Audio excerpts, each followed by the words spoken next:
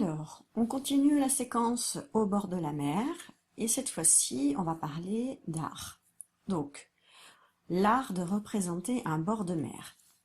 Je vais vous montrer donc en fait deux peintures que vous avez dans votre fichier de Kimamila, page 116.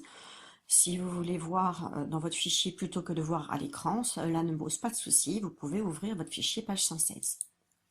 Première peinture, elle s'intitule Bord de mer à Saint-Briac-en-Mer. C'est Paul Signac qui a peint cette peinture en 1890. Donc que voit-on? Je peux vous laisser mettre sur pause et vous me décrivez ce que vous voyez sur cette peinture. Donc on a appris plusieurs mots, des bords de mer. On a appris la côte. Donc la côte, c'est ce qu'il y a au bord de la mer. On a appris le mot dune. J'avais expliqué que la dune, c'était un énorme tas de sable. Nous avons le sable ici. Nous avons également des plantes. Et donc, c'est un littoral français. Donc le littoral, en fait, c'est le bord de mer et ça se passe en France. On ne voit personne, il n'y a pas de personnes qui sont représentées sur la peinture, mais tout au fond là-bas, on devine une espèce de construction. Alors on ne sait pas trop ce que c'est, si ce sont des maisons ou si c'est une usine, on ne sait pas trop, ou un port, mais pour l'instant on ne sait pas trop ce que c'est. On sait que c'est un bâtiment et donc voilà, ça a été fabriqué par les humains. Maintenant, j'aimerais que vous m'expliquiez ce que vous ressentez quand vous voyez ce tableau. Comment vous vous sentez? Comment est la mer? Pensez-vous qu'il fait plutôt froid ou plutôt chaud? Aimez-vous ce paysage? Et est-ce que vous voudriez être dans cet endroit, là, tout de suite? Oui? Oui, ça donne envie, effectivement, d'aller sur ce bord de mer. Maintenant, quelles sont les couleurs utilisées? Alors, il y a beaucoup de jaune, d'orange pour le sable, pour les rochers également ici. On a du vert pour les plantes, et puis on a le bleu pour la mer et pour le ciel. Mais si je calculais la plus grande partie de cette peinture, je verrais que la plus grande partie, ce sont des couleurs, ce qu'on appelle les couleurs chaudes. Donc jaune, orange, rouge. Et effectivement, si j'enlève le vert, qui est une couleur froide, si j'enlève le bleu, qui est une couleur froide, il resterait une grande partie de couleur chaude. Alors la technique du peintre, il y a 3 lignes directrices dans le tableau, d'accord? On pourrait éventuellement tracer ces lignes. Donc si je prends un crayon, je pourrais éventuellement dire, il y a le long de la dune, il y a le haut de la mer, et tout au fond, la ligne qui sépare le ciel avec le paysage. Donc le tableau se lit quand même plutôt de manière horizontale. D'accord? C'est pas plutôt des traits, des lignes verticales comme on a pu voir éventuellement avec la peinture où il y avait le château, je ne sais pas si vous vous rappelez, le château avec le parc, avec la statue, voilà. On avait vu aussi des lignes, vous vous rappelez, et toutes les lignes se rejoignaient au même endroit. Donc voilà, si vous ne vous en rappelez pas, vous pouvez éventuellement retourner voir cette page. Pour peindre cette peinture, il a également utilisé plein de petits points très très serrés. Il n'a pas utilisé un pinceau et puis peint de cette manière. Ce n'est pas cette méthode-là qu'il a utilisée. Lui, il a plutôt utilisé des petits crayons. Alors là, il est même trop épais mon crayon. Je vais l'utiliser des tout petits points. Et voilà. Et il a pris en fait son petit pinceau et il a fait plein de petits points comme ça. Je ne sais pas si vous arrivez à voir. Alors ce que je vais faire, c'est que je vais essayer d'agrandir mon écran pour que vous puissiez voir un peu mieux. Voilà, est-ce que vous voyez ces petits points dont je vous parle? Voyez, il y a plein de petits points dans le ciel, dans les plantes, dans le sable. Et donc, en fait, il a fait cette peinture en réalisant des points. On appelle ça le pointillisme. Je vous présente une autre peinture cette fois-ci.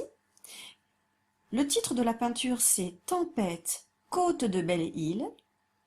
Le peintre, c'est Claude Monet. Et il a fait cette peinture en 1886. Que voit-on? Alors, on est en bord de mer, puisqu'il y a des rochers dans la mer. On voit des vagues, de l'écume. Alors l'écume, vous savez, c'est quand l'eau, elle est très mouvementée et ça fait plein de mousse blanche. Et on voit donc des rochers. Le mouvement de ces vagues, quand il y a beaucoup de vent ou beaucoup de courant, on appelle ça la houle. Voilà, la vague là, elle forme une houle. Et puis, je ne sais pas si vous êtes déjà trouvé au bord de la mer quand il y a une tempête comme ça, mais souvent, même quand on n'est pas dans l'eau, on reçoit de l'eau sur notre visage. Ça s'appelle l'embrun. L'embrun, c'est des toutes petites gouttes de mer qui sont soulevées par le vent et qui arrivent sur le visage des gens qui sont au bord de la mer. On peut dire aussi que donc là, c'est un paysage du littoral français, puisque ça se trouve à Côte de Belle-Île, et que Belle-Île, ça se trouve en France. Là non plus, il n'y a pas de personne. Et là, par contre, il n'y a pas de construction humaine. On n'a pas de phare, on n'a pas de maison, on n'a pas de bâtiment. On a juste un gros plan sur les vagues et sur les rochers. Que ressentez-vous quand vous regardez ce tableau? Comment est la mer? À votre avis, il fait froid ou il fait chaud? Je pense que vous m'avez répondu qu'il faisait froid. Pourquoi, à votre avis, vous m'avez dit qu'il faisait froid? Comment le peintre a-t-il pu nous faire comprendre qu'ici il faisait froid, alors qu'ici il faisait chaud? À votre avis, quelle était sa technique? Qu'est-ce que je vous ai dit ici? Pourquoi on avait cette sensation de chaud? Oui, c'est parce qu'il avait utilisé des couleurs chaudes pour faire sa peinture, le jaune, le orange et le rouge. Alors que là, il a utilisé uniquement des couleurs froides, le bleu, le violet, le blanc, le bleu clair. Donc ce sont des couleurs froides et c'est pour ça qu'on a cette sensation de froid. Et enfin, pour les lignes, on peut remarquer que les lignes sont plutôt verticales. Alors, je vais reprendre plutôt un crayon un peu plus épais. Les lignes sont plutôt, regardez, verticales. Regardez, si je trace, on a plutôt des lignes verticales. Mais on a aussi des lignes horizontales. Ce sont les vagues. Regardez, on a le mouvement des vagues ici. Donc en fait, le tableau est désorganisé. On a l'impression qu'on a des lignes qui partent dans tous les sens. Et là aussi, le peintre l'a fait exprès, pour nous faire comprendre en fait que c'était la tempête. Le tableau est beaucoup plus violent, beaucoup plus énervé, alors que là, le tableau est plus calme. Plutôt des lignes aplanies. Voici maintenant les deux tableaux. Question, lequel de ces tableaux préférez-vous et pourquoi? On ne peut pas dire je préfère celle-ci ou celle-ci, mais sans expliquer pourquoi. Il faut que vous expliquiez pourquoi vous préférez la peinture de gauche ou pourquoi vous préférez la peinture de droite. On ne peut pas dire non plus je la trouve belle. Il faut expliquer pourquoi vous la trouvez belle. Qu'est-ce que vous trouvez de beau dans cette peinture? Vous pouvez éventuellement dire écoutez, moi je préfère les couleurs, je préfère quand il fait chaud, moi j'aime pas trop quand il fait froid. Ou alors je peux dire moi j'aime bien être au calme. Ou moi je préfère quand il y a la tempête, c'est rigolo, on entend du bruit, ça bouge de partout. Ou alors ça peut vous ramener dans vos souvenirs. Oh, je me rappelle quand j'étais allée sur la plage, j'avais fait des châteaux de sable. Ou alors, oh là là, quand on était allé au port et il y avait une tempête, ça me rappelle des choses, c'était super. Voilà, ça peut vous apporter en fait des sensations, des sentiments, des émotions. Une peinture, ça ne laisse personne indifférent. Des fois, ça rappelle des souvenirs.